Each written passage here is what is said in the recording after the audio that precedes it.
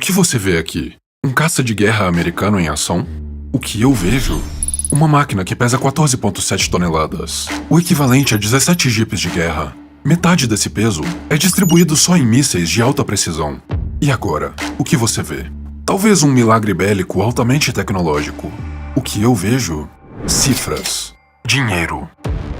Os modelos mais básicos dessas aeronaves custam em média 82 milhões de dólares. Só o Estado americano tem 14 mil unidades dessa belezinha.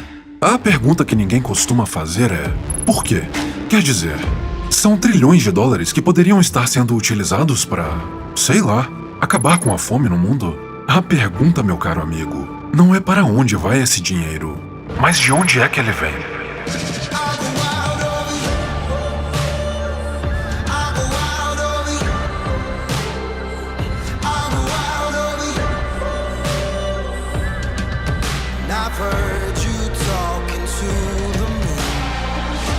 Você provavelmente acha que guerra é sobre ideologia, democracia contra a ditadura, o bem contra o mal ou alguma balela desse tipo. Mas a verdade é mais simples. Guerra é um negócio, e dos mais lucrativos. E independente de quem ganha a batalha, adivinha quem sempre vai lucrar? Quem está vendendo para os dois lados. Quer saber quem? Então se livre das distrações e vem comigo. Chegou a hora. Vamos começar.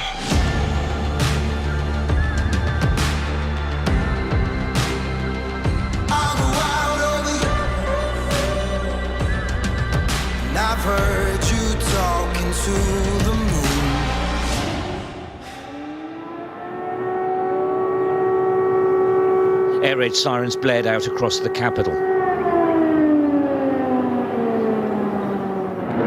It started early this morning.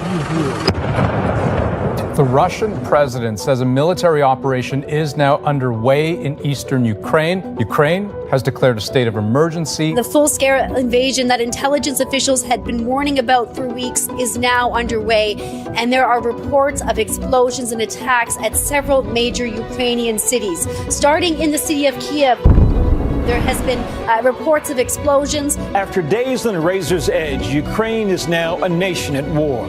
Just hours ago, Russian forces began their attack. President Vladimir Putin warning other countries that any attempt to interfere with the Russian action will lead to, quote, consequences they have never seen. This video from Ukraine's National Border Guard Service. It is said to be surveillance camera video, so it's silent, but what you can see in these pictures, a road near the border with Belarus. Em fevereiro de 2022, as tropas russas cruzaram a fronteira da Ucrânia. A justificativa? Defesa, proteção da soberania. No começo, Putin chamava aquilo de Operação Especial, mas a verdade era uma guerra de larga escala, um movimento que causaria um efeito dominó global. Nos meses seguintes, os gastos militares explodiram, os Estados Unidos se envolveram com pacotes de ajuda bilionários. O mundo inteiro entrou em alerta. O conflito se espalhou. Ucrânia, Gaza, Israel, Irã.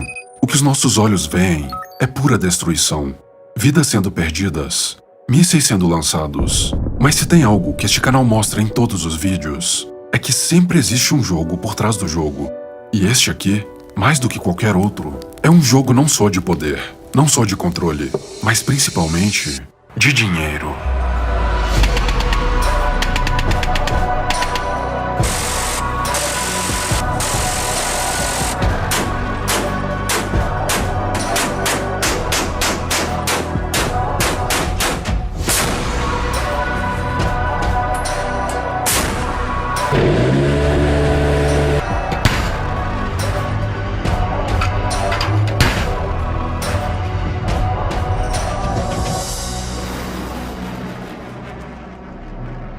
Aqui está uma verdade que a maioria ignora. Guerras custam caro, muito caro. E não é como se as pessoas mais poderosas do mundo fossem inocentes o suficiente para torrar trilhões por mero impulso ou vaidade. Acorde. Leia as entrelinhas. Eles jamais apertariam um botão sem antes calcular o retorno. Todo disparo pode ser lucrativo, E os grupos no poder sabem muito bem onde se posicionar para coletar os espólios. Larry founded BlackRock in 1988, 37 years ago, which had a market value at the time of $300 million. The BlackRock stock price closed yesterday at $988.97, a market capitalization of approximately $153 billion. And this is the fun part. The stock price increase from that time is 6,964%, and the market capitalization has increased 17,000%. Vamos aos fatos. A Lockheed Martin, principal fornecedora de armamentos dos Estados Unidos, teve um salto de quase 40% em suas ações logo após o início da guerra. Enquanto famílias são destruídas, acionistas comemoram. As ações de armamento ao redor do globo dispararam mais de 100%. BlackRock e Vanguard, os maiores fundos de investimento do mundo, bateram recordes de ativos sob gestão. Grandes empresas de energia estão lucrando com a alta do petróleo e do gás, consequência direta da instabilidade global. E os grandes bancos, por sua vez, obtiveram ganhos indiretos com a venda de títulos de guerra e gestão de fundos de reconversão. E então você se pergunta, de onde vem o dinheiro que financia tudo isso? A resposta? Não são os impostos. É dinheiro mágico, criado do nada. A impressora foi ligada. A Reserva Federal Americana imprimiu trilhões de dólares para sustentar os gastos públicos e pacotes militares. O resultado? Cerca de 17% do poder de compra da população foi transferido para as mãos de governantes e seus amigos. Funciona assim. Toda guerra causa ruína. Cidades são destruídas. Infraestruturas colapsam. Populações inteiras mergulham no caos. O governo precisa reagir. Então o Banco Central imprime dinheiro. Trilhões são injetados no sistema com um clique. Eles chamam isso de estímulo. A pergunta é: estímulo para quem? Para quem já está posicionado, é claro. As grandes corporações estão prontas para receber contratos bilionários. Assinam, consertam o estrago e lucram. O caos se espalha. Os países afetados recorrem ao FMI. Pegam dinheiro emprestado. Com juros, é claro. Mas quem paga essa dívida é você. Via inflação, impostos e transferência involuntária de poder de compra. Os negócios vão bem. O lucro foi feito. Hora de recomeçar o ciclo. Guerra, ruína, impressão de dinheiro, contratos bilionários, empréstimos internacionais, mais dívida, novo ciclo. Pois é, o jogo é manipulado e eles vão continuar jogando. A pergunta que eu te faço é: você vai querer continuar financiando esse tabuleiro? Porque existe um caminho diferente, e quem segue ele fica livre de pagar essa conta. É isso que eu te explico em detalhes no vídeo secreto que eu deixei na descrição. Mas antes, tem algo que eu preciso te mostrar. Se quiser realmente entender quem construiu o tabuleiro desse jogo, precisamos voltar ao passado, no exato dia em que um homem decidiu agarrar uma oportunidade de ouro, uma decisão que mudaria o mundo para sempre.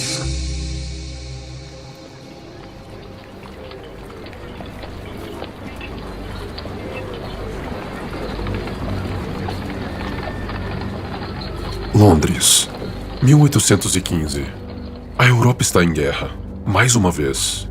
Napoleão Bonaparte, o general que já havia conquistado metade do continente, fugiu da Ilha Bela e retomou seu poder na França.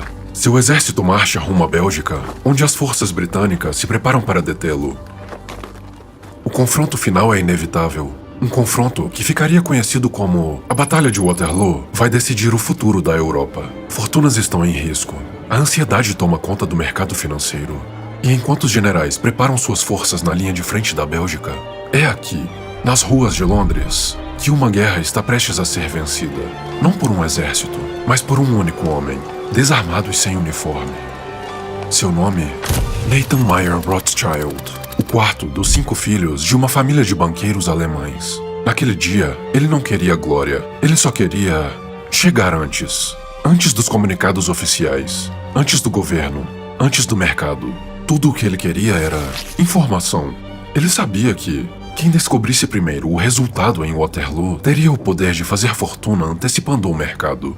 Nathan reconhecia o tamanho do poder nas mãos de alguém capaz de enxergar o futuro. Foi por isso que ele se preparou. Construiu uma rede privada de informantes, mensageiros e correios que superava qualquer sistema estatal da época.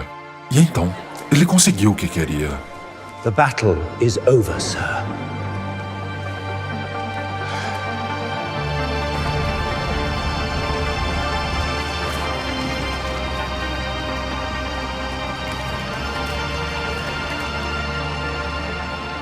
Nathan sabia o que aquela carta significava. Ele tinha em suas mãos a informação mais valiosa da Europa. E se quisesse aproveitar a oportunidade de uma vida, teria de agir rápido.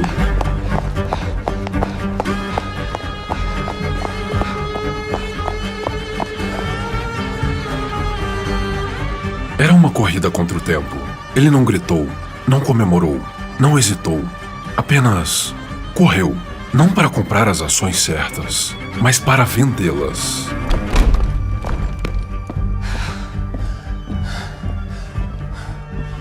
Ao entrar ofegante na Bolsa de Londres, a presença de Nathan não passa despercebida. Era um dos homens mais influentes do mercado. E naquele dia, chamar a atenção era a alma estratégica do que ele estava prestes a fazer. Vendeu tudo. Títulos, ações, terras. Os investidores entraram em pânico. Se os Rothschild estão vendendo, significa que algo terrível aconteceu. O caos se instaurou. Todos começaram a vender acreditando que Napoleão venceu. O exato oposto do que realmente havia acontecido. Era tudo parte do plano. Assim que os preços caíram o suficiente, os agentes de Nathan voltaram ao pregão e, disfarçados, sem chamar atenção, começaram a comprar tudo de volta. Enquanto aquela cidade chorava uma derrota que nunca aconteceu, Nathan já colhia os frutos de uma vitória que só ele conhecia. A partir dali, a já bem-sucedida família Rothschild se consolidou como a dinastia financeira mais influente do planeta. Quem tinha olhos para ver, entendeu o que aquele evento significava. Quem controla a informação, controla o mercado. E quem controla a guerra, domina a informação. Foi por isso que o que começou com um homem, uma carta e uma decisão, acabaria mudando o mundo para sempre.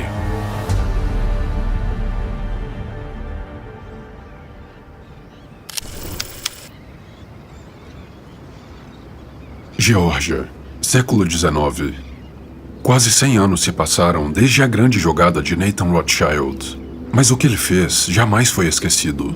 Aquela manipulação de mercado foi só o protótipo de um sistema. Um rascunho que, um século depois, se tornaria um plano definitivo. Um plano que começa a tomar forma aqui, em uma pequena ilha costeira chamada Jekyll. No inverno de 1910, 6 homens embarcaram em um trem com destino à ilha para uma reunião secreta. Tão secreta que todos eles utilizaram nomes falsos durante aquela viagem. Somente 10 anos mais tarde, a lista dos participantes foi divulgada. Eram alguns dos banqueiros mais influentes da América. Aqui é que as coisas ficam interessantes. Entre eles, estava Paul Warburg, um banqueiro com ligação direta à família que herdou a fortuna gerada pela manipulação de mercado da Batalha de Waterloo. Os Rothschild. Ele conhecia as engrenagens por dentro do sistema bancário europeu. Sabia o que era preciso para controlar uma economia inteira sem precisar tomar lados. Mas para isso, era preciso resolver um pequeno problema: a descentralização do sistema financeiro. O sistema bancário era composto por milhares de bancos regionais que emitiam moeda com base no estoque de ouro. O padrão ouro era como uma coleira, impedia que banqueiros pudessem expandir crédito como realmente desejavam. Quando a população desconfiava que o padrão não estava sendo respeitado, as corridas bancárias começavam. O caos se instaurava no sistema financeiro. Era preciso criar algo novo. Um sistema que permitisse a expansão da moeda, que centralizasse o controle de crédito e que servisse aos interesses de quem estivesse no comando. Era exatamente o que estava sendo arquitetado na Ilha Jekyll. O que 3 anos depois viria a se concretizar como a Reserva Federal Americana. Um banco central privado com superpoderes. Criar crédito do nada, alavancar o sistema e alimentar governos em tempos de crise. Um banco comandado pelas mesmas pessoas que financiaram sua criação. O sistema estava pronto. Era hora de testar o seu potencial. Mas para isso, eles precisariam de uma boa desculpa. Algo grande o suficiente que justificasse ligar a impressora sem freios. Afinal, um sistema criado para financiar crises só precisava de uma coisa para começar a funcionar: a maior das crises.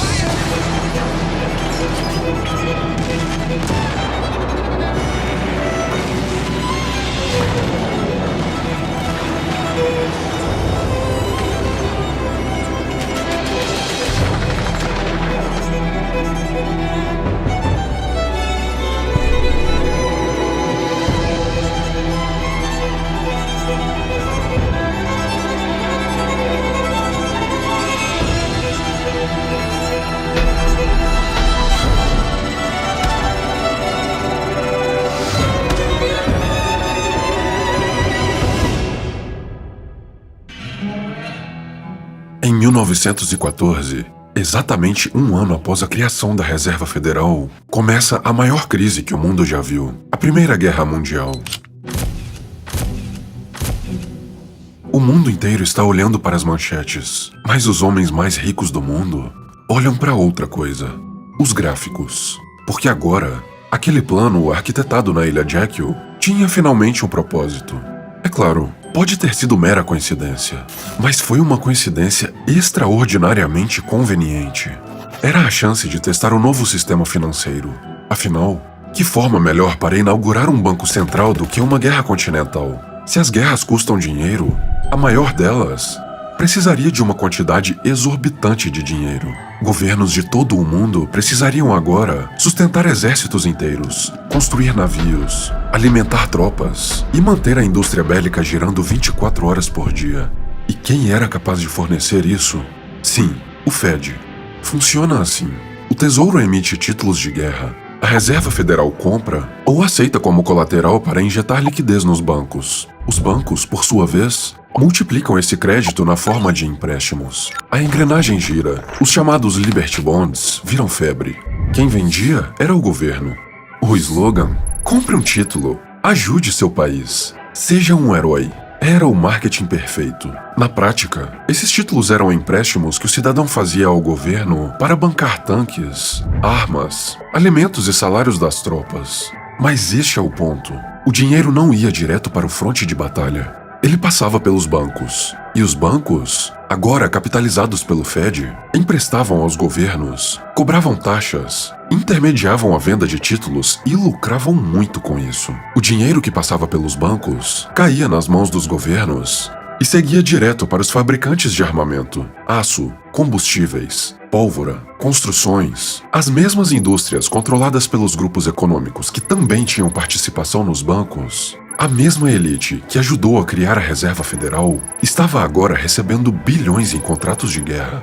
Era uma engrenagem perfeita. Tão perfeita que se tornou um modelo de negócios. Um que jamais foi abandonado. A fórmula estava pronta. Crie um conflito, venda títulos, inflacione a base monetária, lucre com contratos e, quando tudo acabar, deixe o prejuízo para a população pagar em forma de inflação. Aquela guerra foi só o começo. Porque, como todo modelo de negócios, este também evolui ao longo do tempo. Algumas décadas depois, a Reserva Federal, que já tinha superpoderes, ganhou um poder ainda maior. Um poder responsável por causar praticamente todos os problemas do mundo atual. Você sente dificuldade em pagar as contas do mês? É graças a este poder. Você sente que nunca vai conseguir conquistar sua casa própria? É culpa deste mesmo poder. Sente que a sociedade está doente, que as pessoas estão em estado de loucura coletiva, que liberdades individuais estão sendo tolhidas, que as guerras estão cada vez mais fora de controle? Adivinha, a raiz de todos esses problemas é a mesma. Mas isso eu te explico em detalhes no meu documentário O Fim do Dinheiro. Não é à toa que foi um dos vídeos mais vistos deste canal. As pessoas reconhecem a verdade quando são expostas a ela. Eu vou deixar o vídeo aí na sua tela para você clicar, mas antes, um recado muito rápido. Você gostaria de aprender a criar vídeos como os meus? Quer viver de uma das profissões mais bem pagas da atualidade, trabalhando da sua casa? Então a oportunidade é agora, porque a gente está nos últimos dias da formação Criador Zen. É uma promoção com um combo dos meus 2 produtos principais, onde você aprende a jogar o jogo do YouTube e também criar roteiros hipnóticos como este daqui. Na descrição tem um link para você aproveitar. Não perde porque tá acabando. Agora sim, tô deixando aí na sua tela o documentário O Fim do Dinheiro. Clica nele também e eu te vejo em alguns segundos. Eu sou o Abraham e essa é a minha contribuição.